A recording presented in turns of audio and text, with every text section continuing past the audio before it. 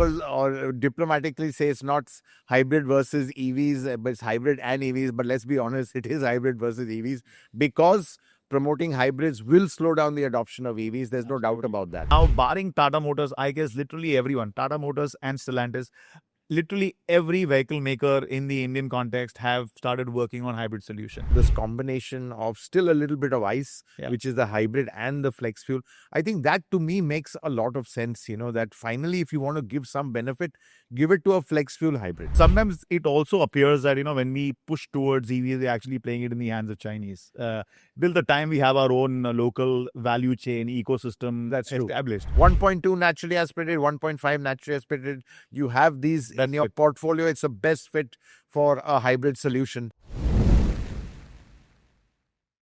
Hello and welcome to Deep Drive powered by Kotak Mahindra Prime. This is our weekly podcast on all things automotive where we delve into what's hot and sometimes even what's not in the automotive market. I'm Hormazd Sorabjee. I am Ketan Thakkar.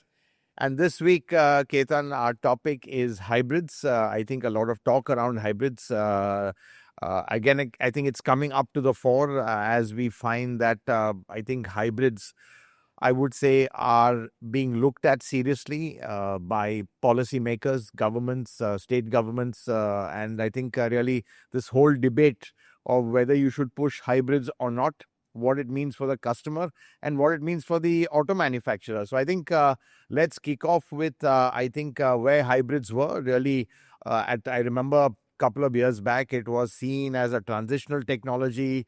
It was really not the future. We had to jump straight into EVs, and that's the direction I think even the government made the industry take.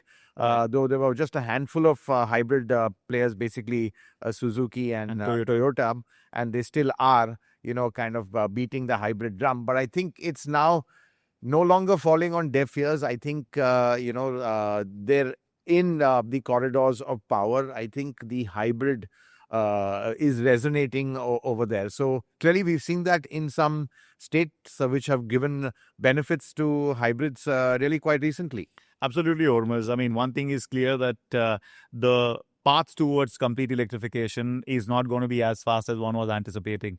And it's not only India's story, it is a global story. Absolutely. And we started seeing the European Union going back on its promise of 2035 deadline. We've seen what Donald Trump is doing in North America, wherein he's talking about drill, baby, drill, which means clearly the ICE vehicles are going to be critical. And even in India, the penetration, having said that, the penetration has hit 4% for the first time in the month of May. But one is clear that, it's not going to be hitting 30% target as Government of India was anticipating.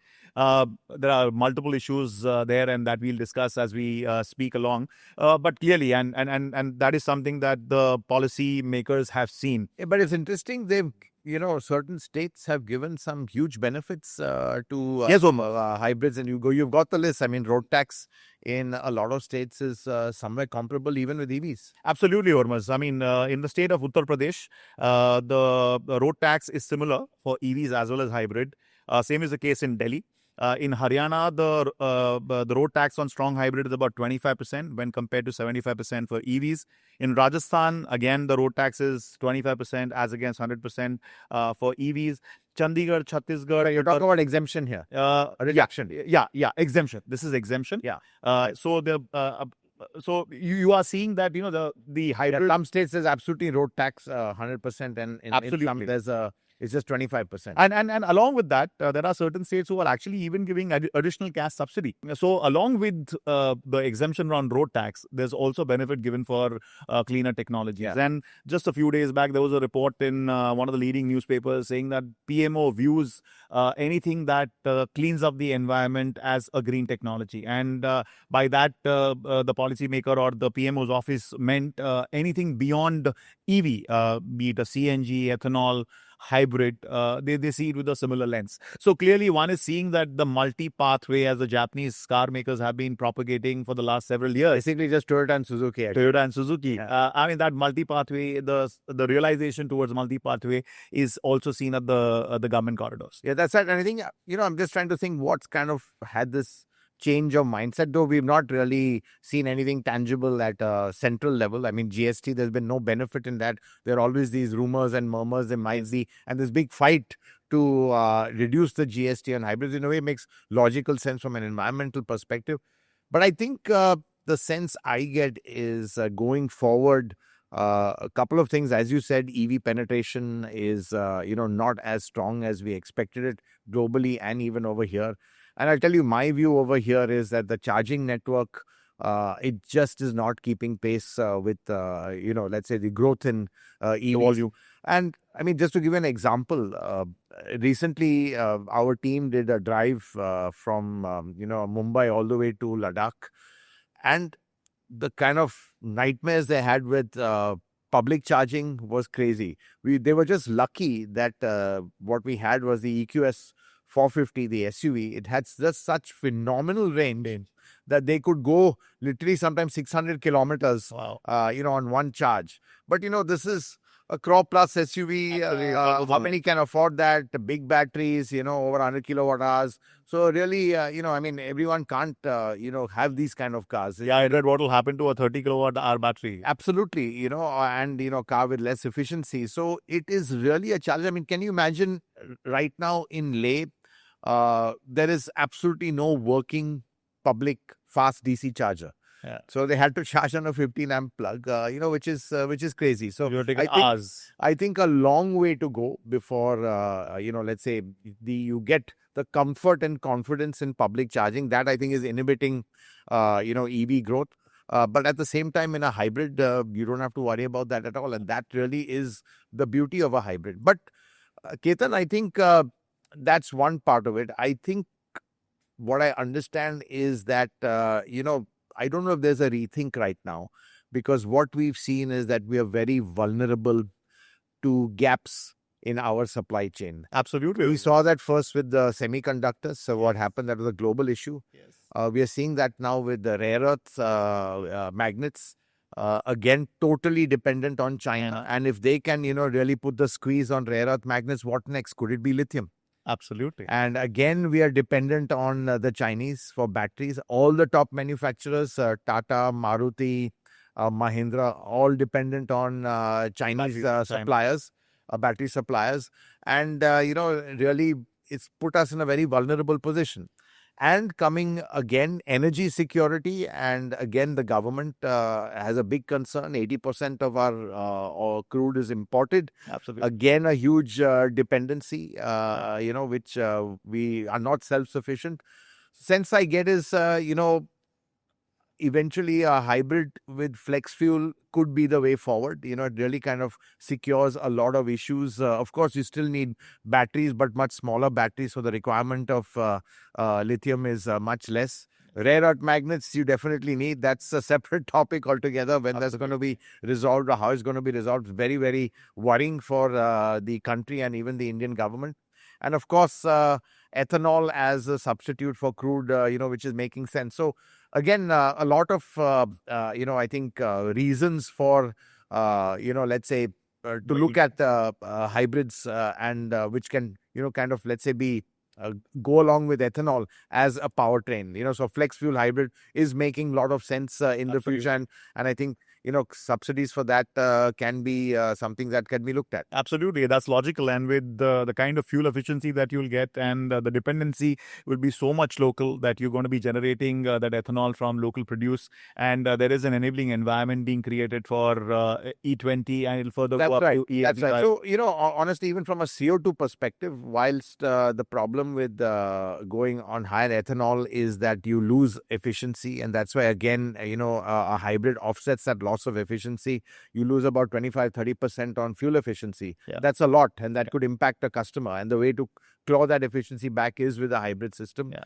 Of course, you have more CO2 at the tailpipe as a result, but I think from a net carbon zero, because ethanol is made from renewable sources, especially second-gen ethanol, from cellulose and things like that. The net carbon impact is also quite low. Yes. So again, from a net zero standpoint, flex fuel hybrid makes a lot of sense as one of the technologies to look at. So, Hormazd, we've also had the micro hybrid and mild hybrid, and for a while there were benefits in the FAME 1 as well, which companies took advantage of. Do you think they're relevant? I mean, probably in the past or in the future. I mean, how did you see those technologies? Well, I mean, to me, they were not proper hybrids or pure hybrids in the sense that for me, a hybrid or a real hybrid is one where the wheels are driven by the battery or electricity, pure EV power.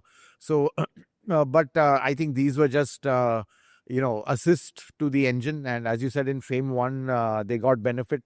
Yeah. And I think that's what, put the back of the government up against hybrids as a concept. Right. Because they thought it was being misused. Right. And clearly, there would have been some marginal benefit, but nothing great. I think, this integrated starter generator and assist and all that, where we know it just gives a little bit of assist to the engine. Few percentage point improvement. Few percentage point improvement in efficiency. And it was more from, let's say, a fuel efficiency, CO2 point of view that these things make a difference. It's used a lot globally. I mean, Mercedes, all their cars, 48-volt mild hybrids. So I think, but to get a subsidy on that, I think maybe that was perhaps not fair at that time. And again, as I said, now hybrids has just been after that classified along with the regular ICE engine. Right. But I think, that thought might be changing right now. Yeah. A diesel hybrid. I mean, recently Toyota Fortuner brought in that 48-volt on a diesel. Do you think there's value for diesel hybrid in the future? I think not as much because in any case, diesel inherently is more fuel efficient than a petrol. So the delta or saving of hybridizing a diesel versus hybridizing a petrol will be much less and not worth the cost. As it is, a diesel is expensive, and as it is, a hybrid is expensive. That's why diesel hybrids have never really taken off, because the cost benefit is just not. And plus with the BS7, the diesel engine cost also will go up. So it's likely to go up. So BS7 is not going to be as stringent on the ICE part of it as BS6 was. But yes, I don't think there's a case for a diesel hybrid right now, proper diesel hybrid. So, I mean, it is just an assist function, the mild hybrids. It may have some kind of a role in future, but it's not really... Yeah, absolutely. I think everyone is bringing in mild hybrids as an assist function, because whatever you can save from a cafe standpoint makes a big difference. Yeah. And they're using these technologies for that. Yeah. And that's heartening, actually, Hormazd. I mean, yes, in 2020, there was that hard decision to move towards complete electrification. And clearly, over the last several years, we have seen the narrative changing. We have started hearing conversations emerging of ethanol, of gas, of hybrids.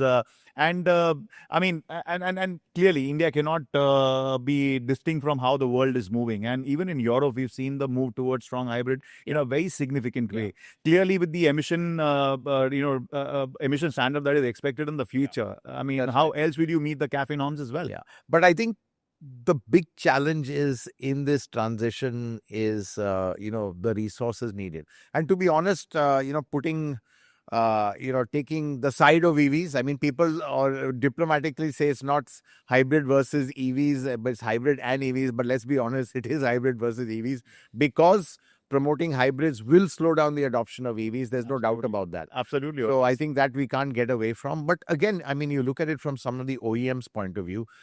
Government has given a direction, go EVs. They've given you 5% GST on that. Right. So you've invested in EVs. You put all your resource, a lot of resource in EVs. Right. Now, suddenly to change tack, not many manufacturers or OEMs have that kind of bandwidth or the engineering expertise to kind of get into another powertrain altogether. And then, specifically Mahindra and Tata. Yeah. I think these are the two homegrown companies which are really pushing for EVs. I mean, definitely they don't want hybrids to get the subsidy because I think EVs is where they have really invested in, and frankly they done a great job also. I mean, you can't take away the fact of what Tata has done in EVs. They've really championed the whole EV push and dominated the market. At one point, of course, their market share is falling, and that's all been based on the government's direction. Absolutely. So today they're turning around, and a very valid reason, saying, hey, listen, you pushed us towards EVs, and now suddenly,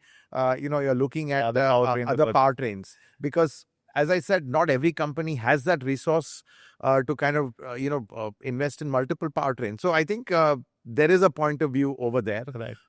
But of course, then there are other issues. I think let's be honest, push more into EVs. You're pushing more into the hands of the Chinese, which again, we've got a rude wake-up call from what's happened right now with rare earth magnets. So I think there's a lot to be thought about and a lot of rethink happening along the way. Absolutely, Hormazd. And along with the GST benefit, I hope the government would have also ensured that the enabling environment is in place. Yes, we did see a PLI for cell localization, but that did not really take off. And the global cell prices have crashed dramatically.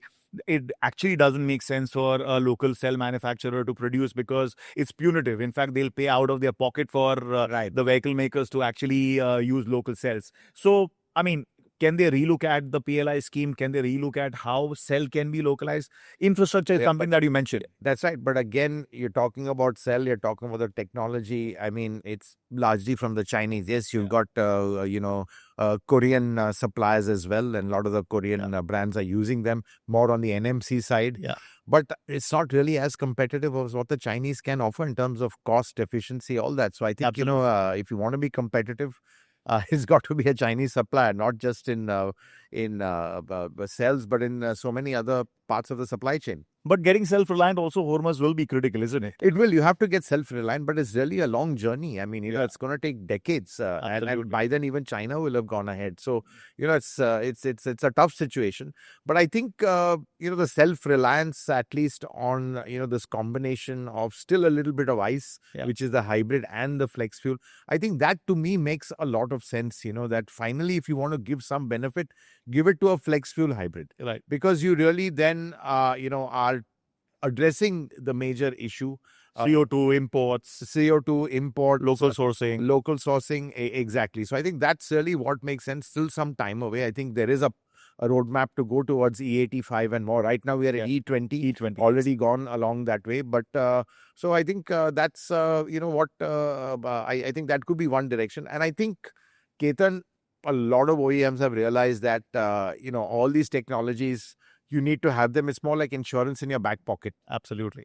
I mean, one, it was about 20 years back, to get into EVs was a risk. Right. Today, not having EVs is a risk. Absolutely. Especially from CAFE point of view, regulation point of view. And I think now with hybrids, that's going to be the next technology. I think OEMs cannot afford to ignore because of the way the current situation is evolving with a combination of geopolitical, combination of dependency, supply chain, that sort of thing. And again, for you to meet your future CAFE norms, you got to have a sizable EV penetration as well, isn't it? If the market is not there, if you don't really get the volumes that your EV will compensate for your overall corporate average fuel economy, there it's a challenge. And hence you need more cleaner technologies. Exactly. And that's the reason why you need a CNG, you need a hybrid. Some are also looking at plug-in hybrid. So all different kind of technologies. But it's just crazy for OEMs to invest in everything. Is really tough, and really, I think that's why only the strongest, it'll be the survival of the fittest. Absolutely. And, it's not only just having the cash. Okay, today Indian OEMs, they have the ability to raise money in whatever form. It's just having the engineering depth and engineering skills to kind of get into these powertrains. I mean, I don't see any Indian OEM having, done anything on the hybrid front at all. So I think that's going to be a completely new ballgame altogether. Again, a lot of resource going there.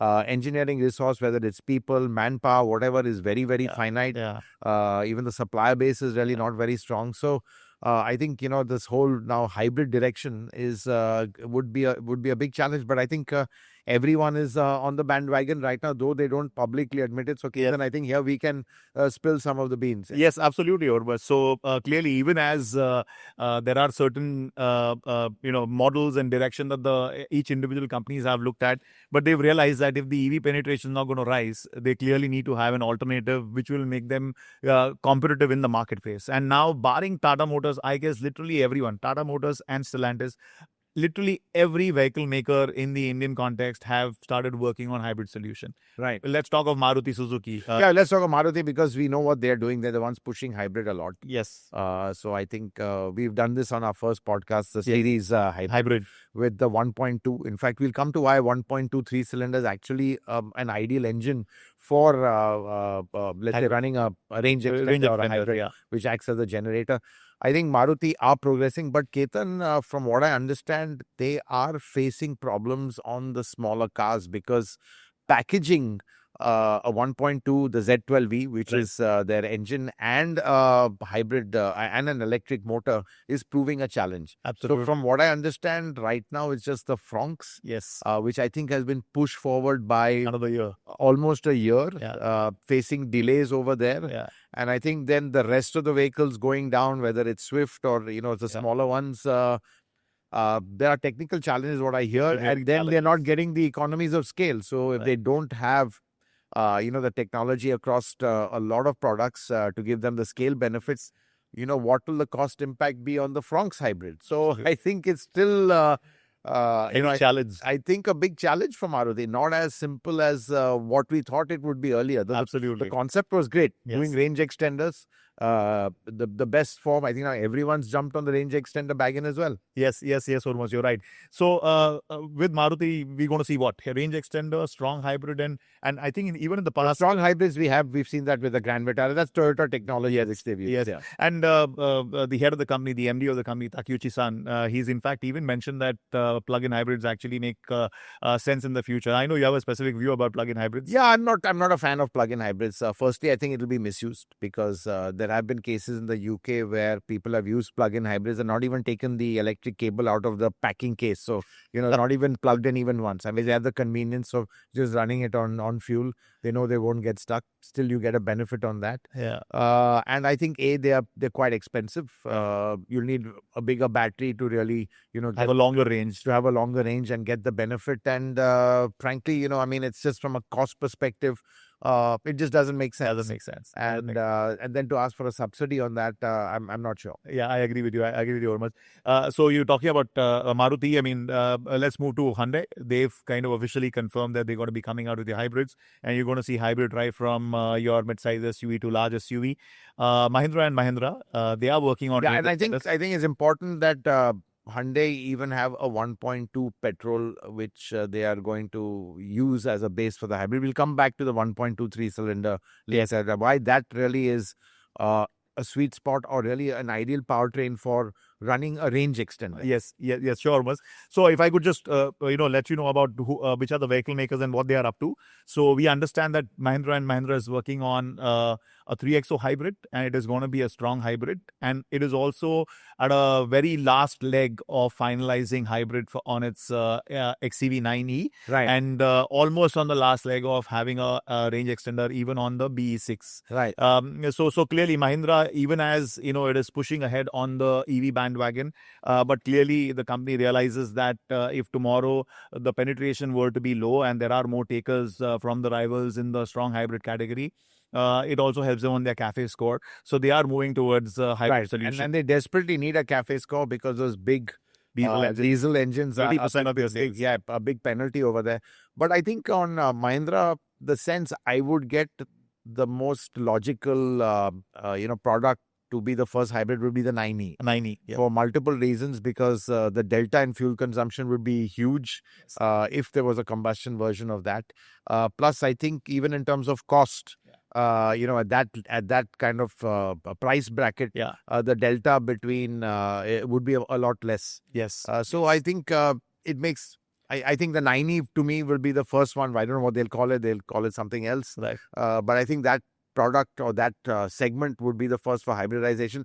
I think in 3XO, my view is very, very challenging in that segment because, again, to get a reasonable, let's say, or a very narrow gap between an ICE and a hybrid over there is much more challenging. Price point will be challenging. Price point will be very challenging over there. Absolutely. Absolutely. Yeah, but clearly we know that Mahindra is working on hybrids, and I think range extenders is what they're doing. Yeah. And friends tell us that literally every product is being screened from a hybrid standpoint. Yeah, I think the body on frame products will not be hybrid. I think that's completely, that's really what is driving Mahindra's phenomenal growth and success right now is old school body on frame SUVs with diesel. I don't think they'll touch that at all. That will continue, and I think we'll have a parallel line, monocoque based vehicles, which will be EVs, ICE, and hybrids as well. Hybrids in the future. That's right.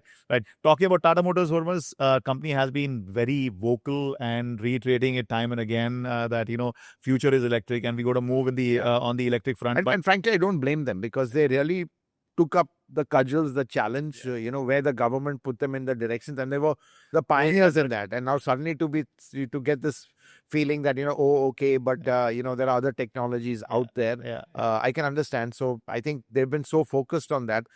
In fact, it's not just forget about hybrids. I think even on the ICE side, they've been weak.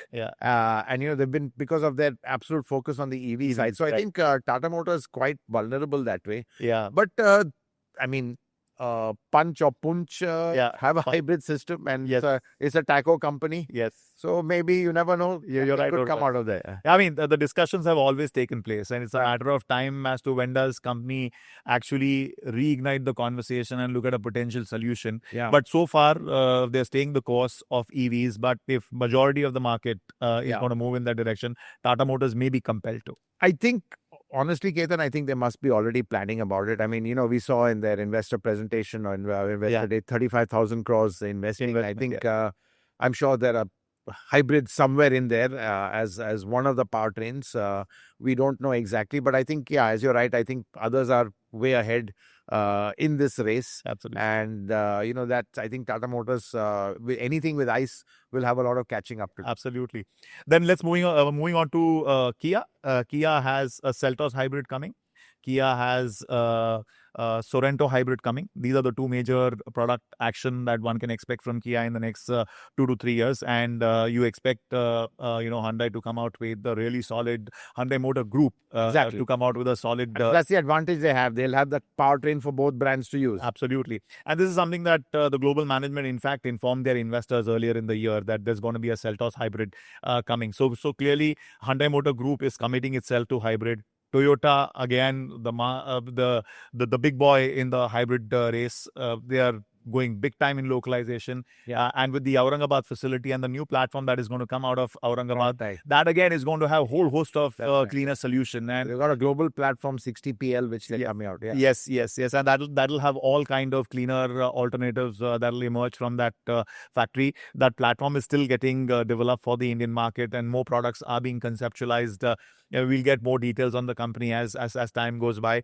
Honda globally has made a U-turn when it comes to electrification. The global management recently mentioned that they're going slow on EVs. And in fact, the share of hybrid is going to get even more bigger. But in India, I think honestly they had something going with the city hybrid.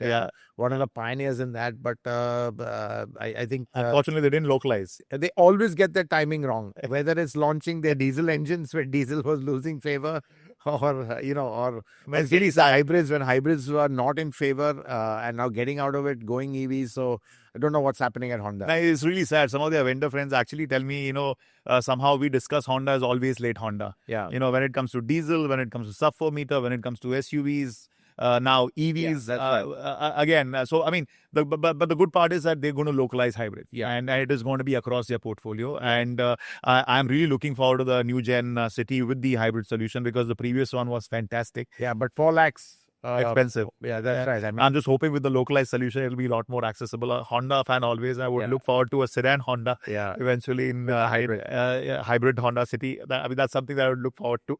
Following on from Honda, Hormazd, Renault Nissan, the top management at Renault has recently told us that the Duster will have a strong hybrid solution, and that too within a year of its launch. So Renault Nissan Group also would be moving towards hybrid solution on the SUV front. And Skoda Auto Volkswagen, you've discussed about IMP platform in the past. Again, it's like a flexible architecture, likely to have all the solution. And range extender is also part of the alternative. But Ketan, my concern is that what's very key to making a kind of a good hybrid or an efficient hybrid is the engine itself. Absolutely. Don't forget, the engine is super critical in that. And I think really the sweet spot is a 1.2 petrol for smaller vehicles and a 1.5 for slightly larger vehicles. So I think that's where Maruti I've nailed it with the Z12V, a very efficient, compact, 3-cylinder, naturally aspirated engine. Yeah. Now, you don't need a turbo engine. A turbo is a waste. In fact, don't forget, this engine is acting as a generator working in a particular RPM band. Yes. I think so a naturally aspirated engine in a way is even better. There's less plumbing. It's cheaper. So you really don't need a very powerful engine in that. But you do need a base level of power. That's why 1.2 is considered fine for smaller vehicles and crossovers, because what happens is you need enough power to keep recharging the battery and replenishing the battery, not just managing the battery drain. Right. And especially under loads when there's AC and you're cruising, you need that engine to be, delivering a certain amount of power to kind of overcome the drain and in fact top up the battery. Right. So a 1 liter could be on the edge. And why I'm saying 1 liter is because Volkswagen, they do have a 1 liter MPI engine. Yeah. I don't see this 1 liter TSI making sense as a hybrid. It's just going to be too expensive. Yeah, that's right. And even a turbo's characteristics don't lend itself to that steady RPM kind of requirement which you want in a certain band. Same with Renault. I mean, if you see their engine plans, it's the HR10 and the HR13, both turbo petrols. Yeah. So, neither of them have what I would say naturally aspirated, suitable engine that can lend itself for a good hybrid system. So I think that's the challenge. I think Mahindra has. They have a 1.2 and they even have a 1.5. Yeah. So I think, for the bigger vehicles, you will need a 1.5 like we've seen with the Toyotas and the Grand Vitara. So 1.2 naturally aspirated, 1.5 naturally aspirated. You have these in your portfolio. It's the best fit for a hybrid solution, especially range extenders. Absolutely. In particular. So Mahindra they have even a 1.5, which they developed. They're not put it out in the market. Yeah. Still in a turbo, say, Avatar. So I think, I think there's a lot, that needs to be done. And clearly it's these OEMs which have a suitable powertrain that can, really make hybrids a lot more efficiently and a lot more effectively. My bet is even Hyundai and Honda probably may have a similar kind of solution for the hybrid. That's true. Honda has a 1.2 and it has a 1.5 naturally aspirated. They're kings of naturally aspirated engines. Yes. So no problem for them. Yeah. I think even the Koreans have a 1.2 and a 1.5. So they already have that. So that's a great starting point for anyone wanting to get into the hybrid race. Right. And so, the others who don't have this, they're going to struggle. But Hormazd, what's your view? Do you think hybrids come at the cost of EVs or they both grow together? Because looking at the data points, especially of the states that I was reeling out earlier, Uttar Pradesh, Delhi, Haryana, Rajasthan, Chandigarh, Chhattisgarh, interestingly, wherever the benefits for hybrid were reduced, the EV sales are also going up. Right. So yes, from an investment standpoint, it's a challenge for a corporate to kind of deal with so much in their kitchen. But from a consumer standpoint, what do you think? I mean, do you think they think about hybrid versus the EV? I think they do. I think some of them do. And I think obviously right now what's going against hybrids, they are very expensive. Yeah. Because don't forget, hybrids lend themselves perfectly to our start-stop conditions, which is mainly what most of us, operate in. Absolutely. So it's all urban conditions, stop-start, city traffic. Yeah. Hybrids really work brilliantly in that. Yeah. And if the price comes down or if there is a subsidy on hybrid, it'll definitely hit EVs and will slow down EV adoption. Right. So right now, what is kind of keeping the EV trajectory going is the fact that there is no real great huge benefit for hybrids, and frankly, there are no alternative, as you said. Yes. I think EVs, I think to me, they're accepted as great city cars. Yeah. And we can see a lot of growth in that. I mean, for us, we've seen the MG Windsor as a classic example. Fundamentally, it is a city EV for the city. It doesn't have great range to go out of town. Yeah. And that's what people are using it for. And there's a great market for that as well. Yeah. But I think, if the subsidy comes down on hybrid where it makes it attractive, it'll definitely come at the cost of EVs. EV penetration growth, I think, would slow down. But, there are other factors as well. And I think in today's world, I think from this one kind of focus of just driving electrification, frankly, at the cost of everything else, I think that is changing right now. It's a heady challenge. Yeah, because, there are a lot of geopolitical issues to consider, especially for India. And sometimes it also appears that, when we push towards EVs, we're actually playing it in the hands of Chinese. Till the time we have our own local value chain ecosystem That's true. established. Exactly. So till that time, at least hybrid addresses the challenge on emission. They are 40 to 80% better on fuel economy. Yeah. 25 to 35% lower on emission. And it also addresses the challenge of fuel import bill for the government of India. That's But right. that would call for significant amount of investment from automakers in R&D. And that is where I think you talk very passionately about the role of India in the global scheme of things as to how we really need to up our game. Our R&D spends range from 2 to 3%, which is nothing at all. And you see some of the evolved markets of Japan and Germany. Just see where BYD has gone. I mean, a company founded in 1995 and just where it is globally today. 4 million cars, global. And where are the Indian companies in comparison? We're just nowhere. I mean, it's not, that's a different topic. I think also it's our own policies, protectionism, which, has kind of created this. Now, it's about time, I guess, Hormazd, we need to invest lot more on R&D. I think 2 to 3% is way too feeble, given the profit margins that all these companies are enjoying sitting on cash reserves. I mean, clearly, it's about time that you reinvest a lot more. Yes, you have to answer to your shareholders, but at the same time, clearly, you could do a lot more and gain a lot more from investing more in R&D. But, more than that, I mean, look, you can't blame the OEMs, domestic market, to be honest, I would say is protected. Whatever people say, it's hard to crack. They're enjoying the fruits of the domestic market, making money here. There's no real great pressure to go global. Or need to go global. And so they're not doing that. Clearly, look at Mahindra today, it's kind of the number 2 in the market. It's amazing. Amazing story. What Mahindra has achieved domestically. But globally, nowhere. Both have ambitions. And hopefully with the EV portfolio that they do expect that they can have a much bigger global footprint. But I think challenging game. There's more heat, more competition. You'd up your game, to compete at a real global level as well. And that's, I think, sometimes maybe what that's needed. But I think clearly, Ketan, right now, I think, we've talked about hybrids. It's really a tough situation for all stakeholders in the auto industry, even consumers as well. Because I think all these things come at a cost. But I think lastly, what I would like to kind of, wrap this up is I think it's a real wake-up call that our supply chain, is not in our control, and key critical components are, made by, let's say, China. And that really is a big worry. So I think that's something which I hope is a good wake-up call for us to really build our self-reliance. It's going to take decades, to be honest. And even if we do, will we be competitive in terms of cost, efficiency, that sort of thing? That's also another question. But I think, we've had this wake-up call, and I think maybe that's played in a way to the benefit of looking at hybrids as an alternative, let's say, a source of powertrain. That's why sometimes I feel, Hormazd, the Japanese way of looking at next 20, 30, 40 years sometimes help. And they've been talking about hybrids for ages. And they've been talking about the fact that the infrastructure is not in place.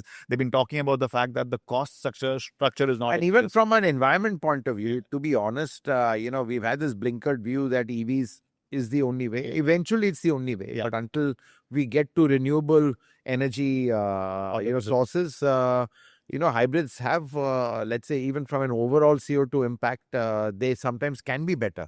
Because as we know, EVs may be clean to run, but they are not clean to build and produce, right? From the mining and, from raw materials, right from the way it's built, the amount of chips that go in, that again itself is very energy intensive. So I think all these factors, when you calculate them, right now, when you're still so reliant on, fossil fuels to produce energy, I think there's a strong case for hybrids. Absolutely. So future is multi-pathway. Hormazd, and hybrid is going to have a much bigger role to play in future. Absolutely, Ketan. And I think with that, we'll have a wrap on this edition of Deep Drive. Hope you enjoyed it. Do tune in every Saturday at 11 a.m. on all our podcast platforms. See you again next week.